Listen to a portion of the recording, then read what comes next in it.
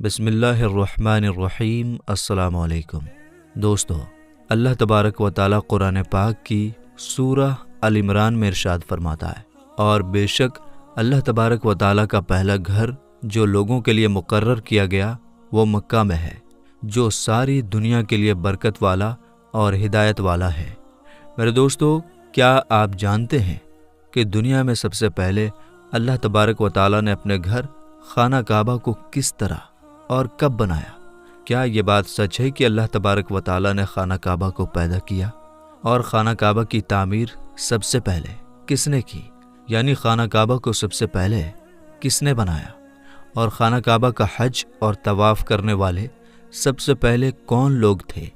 اور ابھی جو کعبہ شریف ہے اس کو تعمیر یعنی بنائے ہوئے کتنے سو سال ہو گئے؟ اور خانہ کعبہ کو اب تک کتنی بار تعمیر کیا جا چکا ہے یعنی بنایا جا چکا ہے؟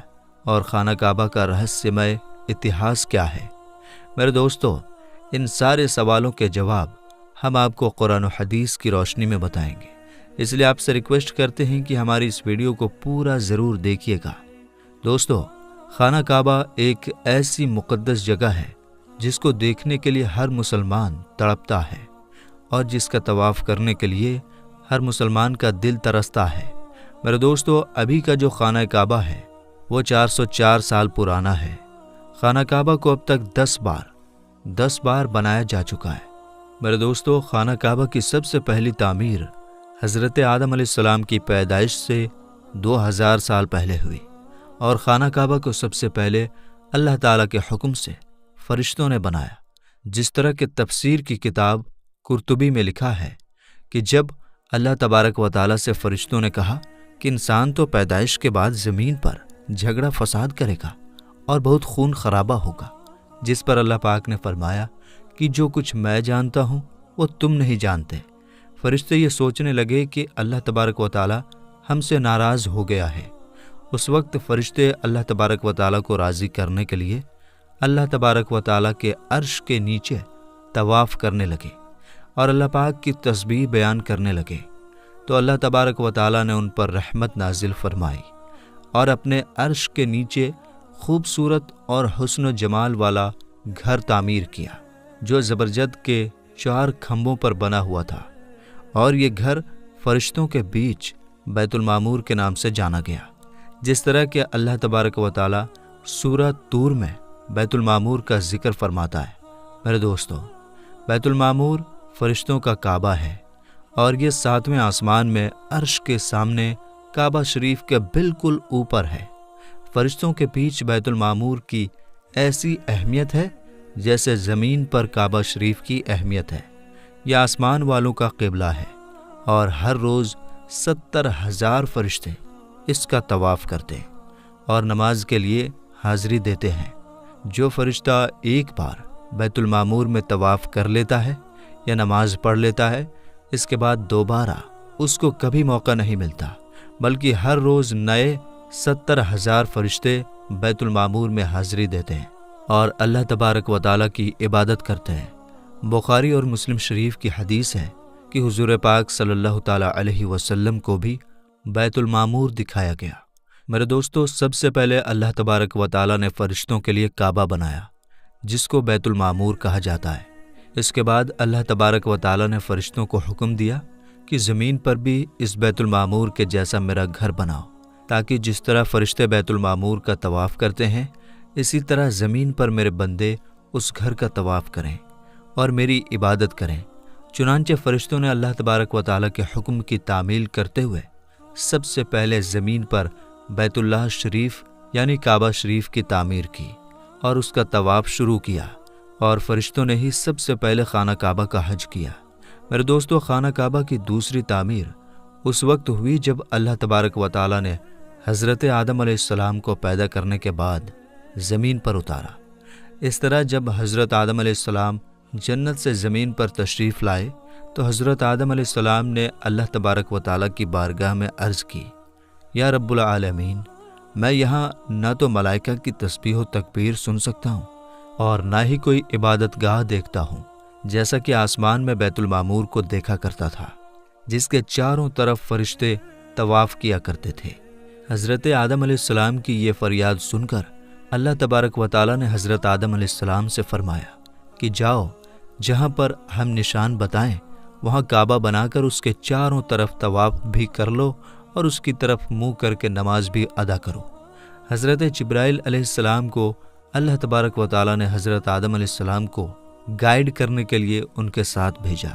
چنانچہ حضرت جبرائیل علیہ السلام اللہ تبارک و تعالیٰ کے حکم پر حضرت آدم علیہ السلام کے ساتھ چل پڑے اور انہیں اس جگہ پر لائے جہاں سے زمین بنی تھی، یعنی جس جگہ سے سب سے پہلے زمین کی جھاگ پیدا ہوئی تھی، اور پھر وہی جھاگ پھیل کر پوری زمین بنی۔ اس جگہ پر حضرت جبرائیل علیہ السلام نے اپنے پر کو زمین پر مارا تو ساتوں زمین تک خانہ کعبہ کی بنیاد ڈال دی، جن بنیادوں کو فرشتوں نے 5 پہاڑوں کے پتھروں کی مدد سے بھرا اور ان بنیادوں پر چاروں طرف دیواریں کھڑی کر دی۔ ان 5 پہاڑوں میں کوہ لبنان، کوہ طور، کوہ جود ہیرا وغیرہ بھی شامل تھے۔ اس طرح جب دوسری بار بنایا جا رہا تھا تو حضرت جبرائیل علیہ السلام، حضرت آدم علیہ السلام اور حضرت اماں حوا رضی اللہ تعالی عنہا بھی شامل تھے۔ حضرت اماں حوا رضی اللہ تعالی عنہا مٹی اٹھا کر لاتی اور حضرت آدم علیہ السلام خانہ کعبہ کو بناتے جاتے۔ جب خانہ کعبہ کی تعمیر کا کام پورا ہو گیا تو پھر اللہ تبارک و تعالیٰ نے حضرت آدم علیہ السلام کو طواف کرنے کا حکم دیا اور ساتھ ہی فرمایا کہ آپ پہلے انسان ہیں اور یہ پہلا گھر ہے۔ پھر حضرت آدم علیہ السلام خانہ کعبہ کی طرف منہ کر کے نماز ادا کیا کرتے اور اللہ تبارک و تعالیٰ کی عبادت میں لگے رہتے۔ خانہ کعبہ کو تیسری بار کس نے بنایا؟ تو دوستو، آدم علیہ السلام کے بنانے کے بعد وقت کے ساتھ ساتھ خانہ کعبہ کی دیواریں بھی کمزور ہونے لگیں، تو حضرت آدم علیہ السلام کے بیٹے حضرت شیث علیہ السلام نے مٹی اور پتھر سے خانہ کعبہ کو تیسری بار بنایا، جبکہ کچھ مفسرین کا یہ کہنا ہے کہ حضرت شیث علیہ السلام نے صرف خانہ کعبہ کی مرمت کا کام کیا، اس کی تعمیر نہیں کی۔ میرے دوستو، اب بات کرتے ہیں خانہ کعبہ کو چوتھی بار کس نے بنایا؟ تو دوستو، خانہ کعبہ کو چوتھی بار اس وقت بنایا گیا جب اللہ تبارک و تعالیٰ نے حضرت نوح علیہ السلام کی قوم پر طوفان کا عذاب بھیجا۔ طوفان نوح میں خانہ کعبہ کی عمارت غائب ہو گئی اور کچھ روایت کے مطابق خانہ کعبہ کی عمارت کو اٹھا لیا گیا اور یہ جگہ صرف ایک اونچے اور لال ٹیلے کی طرح رہ گئی تھی۔ اس طوفان کے بعد جب حضرت ابراہیم علیہ السلام اس دنیا میں تشریف لائے تو اللہ تبارک و تعالیٰ نے حضرت ابراہیم علیہ السلام کو خانہ کعبہ کو بنانے کا حکم دیا۔ حضرت ابراہیم علیہ السلام نے چوتھی بار خانہ کعبہ کو کس طرح بنایا، اس واقعے کے پیچھے کی کہانی کچھ اس طرح ہے کہ جب اللہ تبارک و تعالیٰ کے حکم کے مطابق حضرت ابراہیم علیہ السلام نے اپنی بیوی حضرت بی بی ہاجرہ رضی اللہ تعالی عنہا اور اپنے بیٹے حضرت اسماعیل علیہ السلام کو مکہ کی بنجر و ویران زمین اور پہاڑوں کے بیچ چھوڑ دیا، جہاں پر کوئی انسانی آبادی کا نام و نشان نہ تھا اور نہ ہی خانہ کعبہ کی عمارت تھی۔ خانہ کعبہ کی جگہ بس ایک لال رنگ کا ٹیلا تھا۔ اس وقت حضرت ابراہیم علیہ السلام نے اپنی بیوی اور بچوں کو چھوڑ کر اللہ تبارک و تعالیٰ کے حکم کے مطابق مکہ کی طرف پہلا سفر کیا۔ اس کے بعد جب دوسری بار حضرت ابراہیم علیہ السلام اپنے خاندان سے ملنے کے لیے فلسطین سے مکہ آئے تو تب حضرت اسماعیل علیہ السلام کی قربانی کا واقعہ پیش آیا، اور تیسری بار جب حضرت ابراہیم علیہ السلام مکہ میں تشریف لائے تو حضرت اسماعیل علیہ السلام کی شادی ہوئی، اور اس وقت حضرت ہاجرہ رضی اللہ تعالی عنہا کا انتقال ہو چکا تھا۔ چوتھی بار جب حضرت ابراہیم علیہ السلام مکہ میں تشریف لائے تو آپ کی ملاقات آپ کے بیٹے حضرت اسماعیل علیہ السلام سے نہ ہوئی۔ پھر پانچویں بار جب حضرت ابراہیم علیہ السلام مکہ میں تشریف لائے تو اس وقت اللہ تبارک و تعالیٰ نے حضرت ابراہیم علیہ السلام کو کعبہ شریف کو بنانے کا حکم دیا۔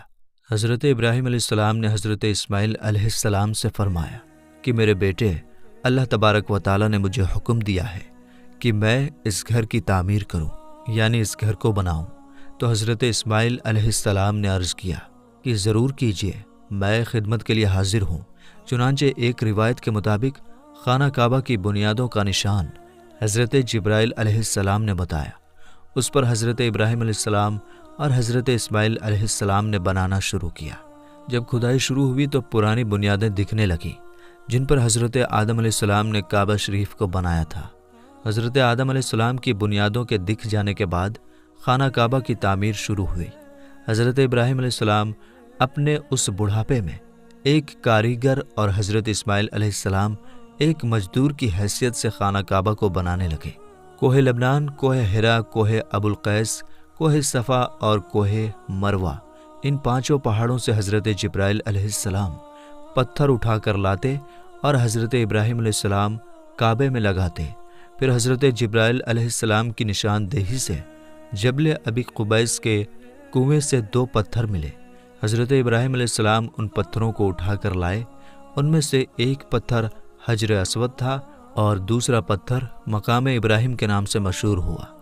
میرے دوستو، مقام ابراہیم وہ مشہور پتھر ہے جس پر کھڑے ہو کر حضرت ابراہیم علیہ السلام نے کعبہ کی دیواریں بنائی۔ جیسے جیسے خانہ کعبہ کی دیواریں اونچی ہوتی جاتی، ویسے ویسے وہ پتھر بھی ہوا میں اونچا ہوتا جاتا۔ میرے دوستو، نبی کریم صلی اللہ تعالیٰ علیہ وسلم نے ارشاد فرمایا کہ حجر اسود جب جنت سے اتارا گیا تو دودھ سے بھی زیادہ سفید تھا، پھر انسانوں کے گناہ نے اسے کالا کر دیا۔ ایک اور روایت کے مطابق نبی کریم صلی اللہ تعالیٰ علیہ وسلم نے ارشاد فرمایا، حجر اسود اور مقام ابراہیم جنت کے پتھروں میں سے 2 پتھر ہیں۔ اللہ تبارک و تعالیٰ نے ان کے نور کی روشنی کو بجھا دیا۔ اگر اللہ تبارک و تعالیٰ ان کے نور کی روشنی کو نہ بجھاتا تو یہ پورب سے پشچم تک سب کو روشن کر دیتے۔ خانہ کعبہ کو 5ویں بار قوم عمالقہ اور 6ٹھی بار قبیلہ جرہم نے بنایا۔ قبیلہ جرہم میں سے جس شخص نے یہ کام کیا اس کا نام حرش بن مداد اصغر تھا۔ خانہ کعبہ کو 7ویں بار بنانے والے نبی کریم حضرت محمد مصطفیٰ صلی اللہ تعالیٰ علیہ وسلم کے پاک خاندان میں سے ایک بزرگ ہیں جن کا نام حضرت قصہ بن کلاف تھا۔ انہوں نے خانہ کعبہ کو نئے سرے سے بنانا شروع کیا اور ایک بے مثال پختہ عمارت بنوائی۔ دوستو، خانہ کعبہ کو 8ویں بار بنانے کی ضرورت اس وقت پڑی جب قبیلہ قریش کی سرداری کے زمانے میں ایک زبردست سیلاب آیا جس سے خانہ کعبہ کی دیواریں بہت کمزور ہو گئیں۔ تو ایک مشورے کے بعد یہ فیصلہ لیا گیا اور خانہ کعبہ کو قبیلہ قریش نے پھر سے بنوایا، جس تعمیر میں نبی پاک حضرت محمد مصطفیٰ صلی اللہ تعالیٰ علیہ وسلم کی ذات اقدس نے بھی شرکت فرمائی۔ لیکن اس وقت رقم کم ہونے کی وجہ سے قریش کی تعمیر میں حتیم کعبہ کو شامل نہیں کیا گیا تھا۔ خانہ کعبہ کو 9ویں بار اس وقت بنایا گیا جب یزیدی فوج کی پتھر بازی کی وجہ سے خانہ کعبہ کی دیواریں کمزور ہو گئیں، تو حضرت عبداللہ بن زبیر نے حتیم کعبہ جو کہ قریش کی تعمیر میں شامل نہیں کیا گیا تھا اس کو بھی شامل کر کے بنیاد ابراہیمی پر خانہ کعبہ کو نئے سرے سے بنایا گیا۔ خانہ کعبہ کی 10ویں تعمیر عبد الملک بن مروان کے نائب حجاج بن یوسف جو کہ ایک ظالم حکمران تھا، اس نے 74 ہجری میں پھر سے خانہ کعبہ کو قریش والی تعمیر کے مطابق بنوایا۔ اس کے دور کے بعد جب خلیفہ ہارون حکومت پر بیٹھا تو اس نے خانہ کعبہ کو گرانے کا فیصلہ کیا اور حضرت عبداللہ بن زبیر کی تعمیر کے مطابق خانہ کعبہ کو تعمیر کرنا چاہا، لیکن امام ابو یوسف نے یہ کہہ کر اسے روک دیا کہ اگر یہی طریقہ کار رہا تو ہر آنے والے حکمران مشہور ہونے کے لیے خانہ کعبہ کو گرا کر نئی تعمیر کروایا کرے گا اور اس طرح لوگوں کے دلوں میں اس گھر کی عظمت کم ہوتی جائے گی۔ پھر 1040 ہجری میں سلطنت عثمانیہ کے سلطان مراد بن احمد خان شاہ قسطنطنیہ نے حجر اسود والی جگہ کے علاوہ ساری عمارت کی بنیاد کو بنیاد حجاج کے جیسا تعمیر کروایا۔ اس تعمیر کا کام 6 مہینے کے اندر مکمل ہوا۔ اس نے خانہ کعبہ کے اندر سنگ مرمر کا پتھر لگوایا اور بہت ہی خوبصورت چھت بنوائی اور باہر کی دیواریں سنگ مرمر سے چونا میں چنی گئی اور بہت ہی قیمتی اور ریشمی کالے رنگ کا پردہ خانہ کعبہ پر ڈالا گیا جس پر کلمہ طیبہ لکھا ہوا تھا اور سنہری لفظوں میں سلطان کا نام بھی لکھا ہوا تھا۔ اس طرح سلطنت عثمانیہ کی تعمیر کے بعد شاہ فہد بن عبد العزیز نے سن 1417 میں کعبہ شریف کو نئے سرے سے بنانے کا کام شروع کیا اور ابھی جو خانہ کعبہ ہے وہ کم و بیش 404 سال پرانی ہے، کیونکہ یہ عمارت 1040 ہجری میں بنی اور اب 1443 ہجری ہے۔ اللہ تبارک و تعالیٰ سے دعا ہے کہ اللہ تبارک و تعالیٰ اپنے بیت اللہ شریف کی بار بار زیارت نصیب فرمائے اور حج بیت اللہ کی سعادت نصیب فرمائے۔